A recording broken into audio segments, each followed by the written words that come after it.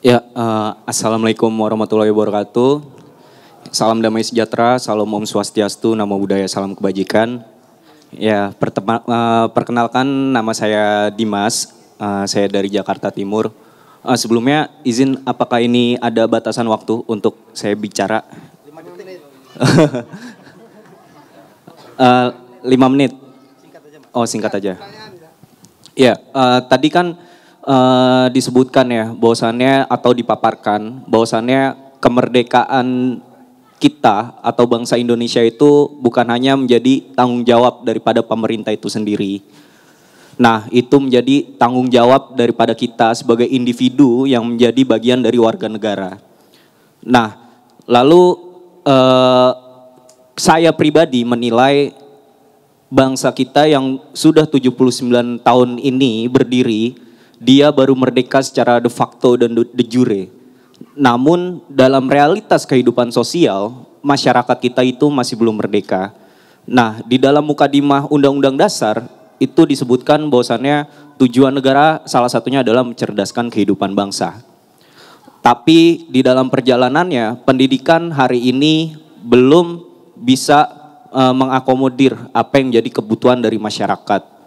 Bisa dilihat dari data masih kurang dari 10% masyarakat Indonesia yang mampu atau bisa mengenyam pendidikan hingga ke jenjang perguruan tinggi. Lalu di sisi lain masih ada 2,1 juta anak Indonesia yang masih merasakan buta aksara. Nah, inilah bagaimana kita bisa mempunyai cita-cita atau gambaran soal Indonesia emas tahun 2045. Sedangkan problematika pendidikannya itu belum bisa diakomodir dengan baik. Saya salah satu orang dari sekian banyak pemuda Indonesia yang concern di bidang pendidikan. Berangkat dari saya belajar dari kampus ke kampus, dari gedung-gedung pabrik bersama kawan-kawan serikat buruh yang mogok kerja, dari kampung-kampung masyarakat miskin yang terancam digusur oleh negara. Saya mencoba mencari ilmu di sana. Lalu saya tuangkan ke dalam lingkungan rumah, saya mendirikan taman baca di lingkungan rumah. Dengan harapan taman baca ini di kemudian hari bisa menjadi sebuah embrio dari sekolah rakyat yang harapannya itu bisa mengakomodir anak-anak Indonesia yang tidak bisa mengenyam pendidikan di jenjang formal.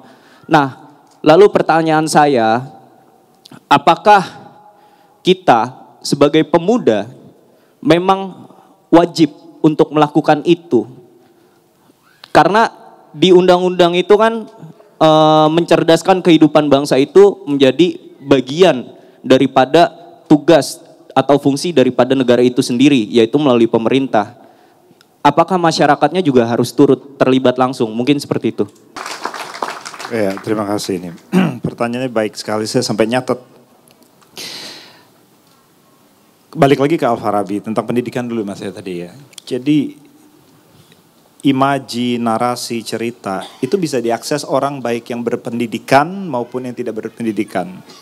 Bahkan anak lahir itu berasimilasi dengan lingkungannya lewat cerita.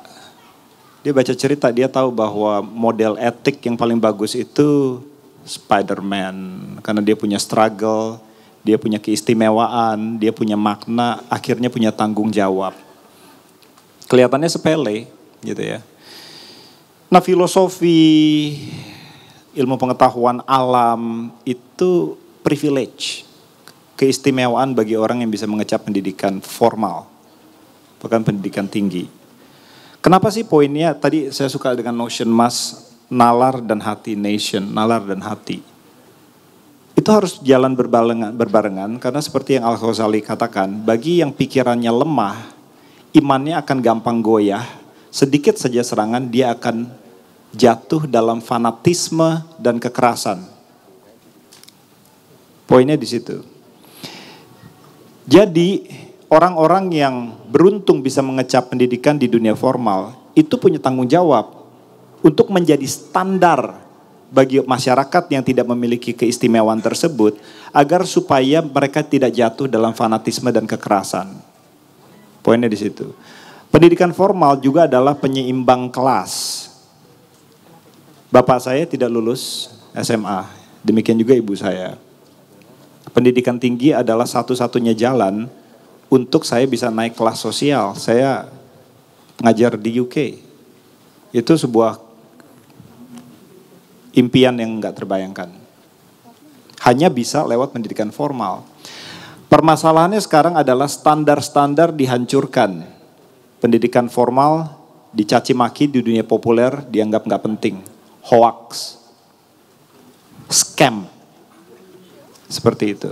Bagi orang yang jenius dari lahir, yang jumlahnya sangat sedikit, memang pendidikan formal nggak penting, dia bisa bikin YouTube, ngomong koar-koar, dapat duit banyak. Tapi bagi sebagian besar orang, pendidikan tinggi itu sangat penting. Cuman itu senjata dia, supaya dia bisa naik kelas. Ada bapak yang bawa anaknya dikarungin pakai kantong plastik supaya dia nggak basah waktu dia nyebrang sungai, supaya anaknya bisa sekolah. Bapaknya nggak tahu fungsi sekolah apa, tapi dia mau anaknya naik kelas sosial. Pendidikan begitu pentingnya, standar-standar dihancurkan. Masyarakat itu, dia mau tahu benar atau salah bukan dari nalar. Masyarakat umum tidak mengerti caranya bernalar. Kalau semua masyarakat mengerti caranya bernalar, kita punya demokrasi langsung seperti Swiss. Di Swiss, nggak ada satupun rakyatnya mungkin yang tahu nama presidennya siapa. Karena nggak penting. 20 orang mengajukan legislatif, jadi hukum. Langsung di kanton tertentu. Kenapa? Karena masyarakatnya bukan hanya sudah mengerti bernalar, bisa mengartikulasikannya. Orang kita belum. Gitu loh. Maka butuh melihat ada standar namanya pendidikan tinggi. Saya nggak ngerti argumennya. Masa disuruh buka jurnal paper, mau tahu tentang COVID? Gue nggak ngerti. Tapi saya lihat ada Profesor A lulusan ITB atau Profesor B lulusan UGM atau universitas yang lain. Saya nggak ngerti, tapi ini ada standar yang tidak bisa dibeli. Dia mengajar di situ. Minimal saya percaya. Kan begitu orang awam. Ya kan? Sekarang kita lihat 11 guru besar Lambu Mangkurat. Diturunin jadi guru besar. Karena nulis tentang Pancasila di jurnal Perikanan. Karena di dalam kementerian sogok menyogok, siapapun bisa jadi guru besar. Hancur standarnya, kemana lagi masyarakat harus bertanya. Di tanah yang lunak seperti ini, dia mau tanya siapa? Intinya di situ, bukannya untuk dapat kerja, pendidikan itu untuk orang berpikir. Adalah mikrokosmos demokrasi itu sendiri. Di situ. Sekarang, apakah individu punya peran? Pertanyaan seperti ini adalah pertanyaan fundamental. Kalau pertanyaan ini ditanyakan kepada orang Amerika, dia akan bilang, ya kenapa? Karena etos protestaniknya. Etos protestanik bilang, saya percikan Tuhan itu sendiri. Saya sebagai individu, percikan Tuhan itu sendiri. Merupakan mirror image, cerminan dia. Tuhan menjadikan dunia dengan diucapkan. Maka saya punya hak akan kebebasan berbicara. Oleh karena itu kebebasan berpikir, akan itu tanggung jawab yang menyertainya. Tanggung jawab sama hak itu berbarengan. Hak Anda adalah tanggung jawab saya. Anda punya hak hidup, saya bertanggung jawab untuk tidak membunuh Anda. Resiprokal. Banyak orang bicara hak, saya berhak ini, berhak itu. Setiap hak datang dengan tanggung jawab. Individu punya tanggung jawab. Makanya selalu saya bertanya, apakah tujuan hidup itu berbahagia? Oh sedih sekali kalau tujuan hidup Anda berbahagia. Sedih sekali. Ketika entropi ini udah maksimal, 1 billion years saya nggak bisa ukur gitu ya. There will be a heat death of the universe, kematian panas alam semesta. Anda mau jadi Hitler kayak, mau jadi Mother Teresa kayak, mau jadi Gandhi atau mau jadi apa, nggak ada urusan. Ujung-ujungnya kita semua punah. Nggak ada sedikit pun yang teman-teman lakukan yang akan merubah setitik saja nasib dari alam semesta. Itu namanya eksistensial. Seperti itu. Kalau tidak ada standar objektif moralitas, beberapa orang menganggap itu Tuhan. maka hidup ini tidak punya makna, tidak punya tujuan. Karena manusia berakhir dalam ketiadaan, maka dia sendiri sia-sia. Hidup hanya punya makna kalau Anda punya Tuhan. Seperti itu. Jadi pertanyaan itu harus balik ke tempat Anda. Kita tidak mungkin menghilangkan spiritualitas. Begitu Anda hilangkan Tuhan itu dalam berkewarganegaraan, hal yang lain akan mengisi itu. Semua yang kita rasakan itu, entah Anda ateis atau bukan, itu adalah religiusitas. Tadi saya dengar lagu Imagine, ada rasa yang terkuak di hati, itu religiusitas. Kalau nggak diisi Tuhan, diisi hal yang lain. Anda cari makna di situ, pertanyaan tentang individu dan tujuan individu. Negara itu bukan entitas yang real. Negara itu di dalamnya ada, negara tidak punya tanggung jawab, orang punya tanggung jawab. Rumah ini nggak punya tanggung jawab. You and I have responsibility. People have responsibility, not government. You and I have responsibility. Jadi sebelum kita sedikit-sedikit bikin kementerian, kita bertanya, barang apa yang Anda nikmati hari ini? Penisilin kah? Telepon? Viagra? Apapun. Berapa banyak yang produk dari negara? Berapa banyak produk dari pasar? People make products, not government. You and I have responsibility. Yang saya sedih itu di Indonesia ini ada budaya kolektif yang indah sekali, ya. Di Sumbawa ternaknya itu terkenal. Kenapa? Karena sapinya bisa masuk ke rumah-rumah orang dan setiap orang tuh punya kepekaan sosial bahwa diperbolehkan gitu. Akhirnya ada spesial di situ. Madu Sumbawa juga efek dari sosiologis di situ. Ada budaya kolektif di situ. Itu yang natural, yang bagus. Itu gotong royong yang bagus. Yang sekarang terjadi itu adalah orang yang memaksakan kolektivisme, gotong royong itu, tapi pegang pistol di kepala.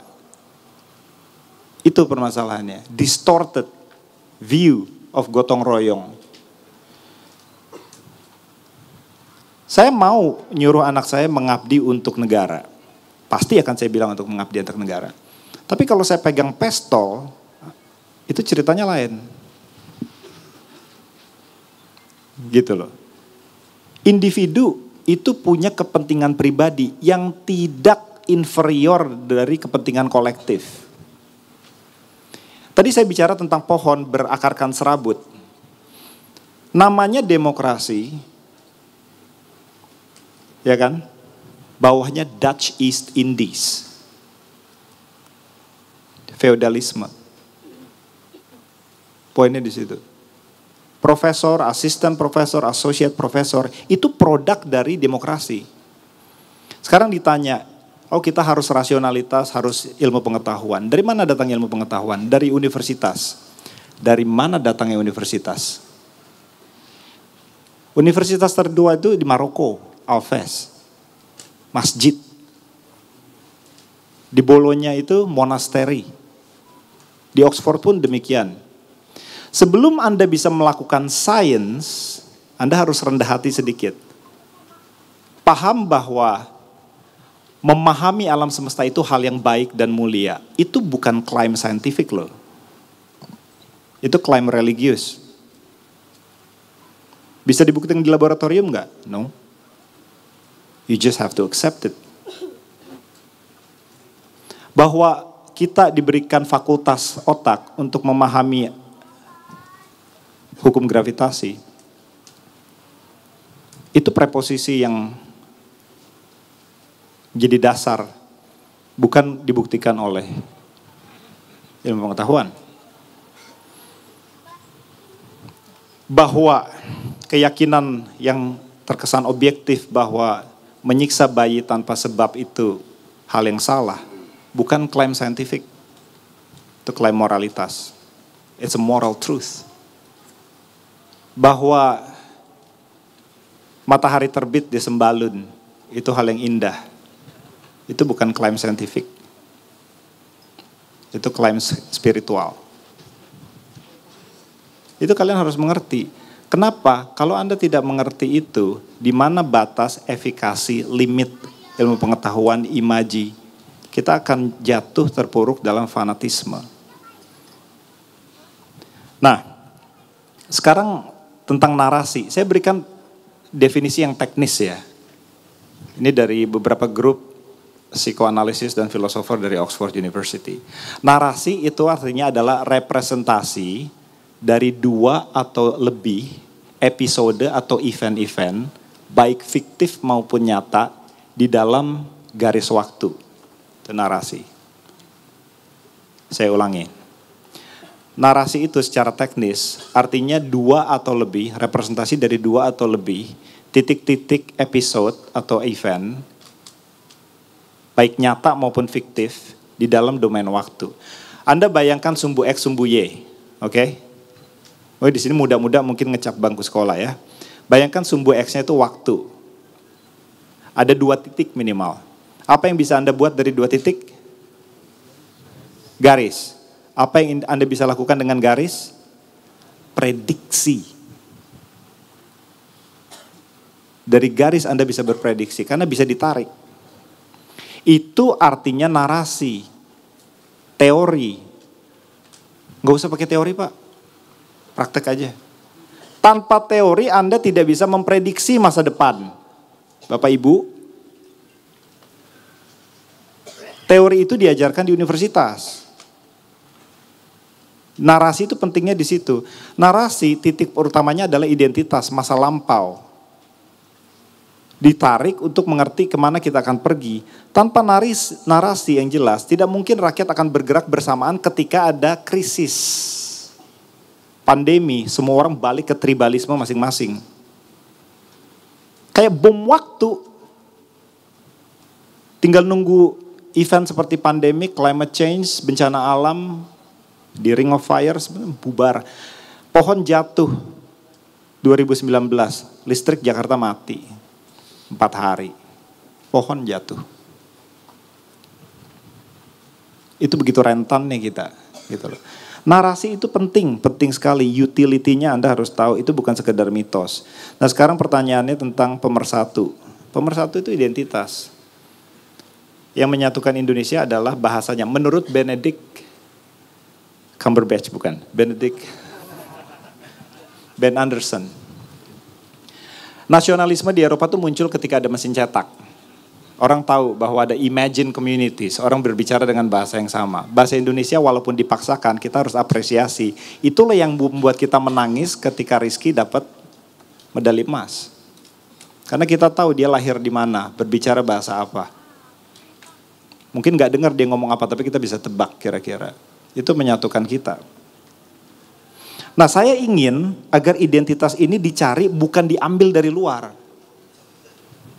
Identitas harus datang dari dalam, dari lokalitas. Nonton Chronicle saya ngobrol sama Bintang. Bisa aja DNA Indonesia itu datang dari komedinya, pemersatunya. Tahu nggak acara Sidul anak sekolahan atau Kabayan, pasti ada arketipal orang Tionghoa di situ. Biasanya pelit. Saya boleh ngomong, Mas Abra nggak boleh ngomong. Tahu nggak ada arketipal orang Jawa di situ? Ada arketipal orang Sunda, males segala macam tapi banyak akal. Sidul, Sabeni, maknya. Kita itu oksimoron, banyak sekali ragam kebudayaan, bahasa, tapi secara payung umbrella tuh sama. Kenapa? Komedi salah satunya. Kita menertawakan banyak orang, dari kejenakaan itulah ada pemersatuan. Dari batik Indonesia, DNA Indonesia tuh bisa ketahuan. Dari literatur kayak Lagaligo dan lain sebagainya. Dari cerita-cerita daerah. Acara yang kita sedang hadapi adalah, yang saya sedang coba jalani adalah perjalanan untuk mencari tahu identitas kita. Dari identitas baru ada perekat. Seperti itu. Baru ada narasi. Semua bangsa besar ada narasi. Nggak ada yang nggak ada narasi. Semuanya punya nostalgia. Mao Zedong punya nostalgia. Dia mau mengembalikan kejayaan dinasti. Putin punya, Amerika jelas punya. Dan narasi itu pasti bisa datang dari mungkin individu kayak Mas gitu. Terima kasih.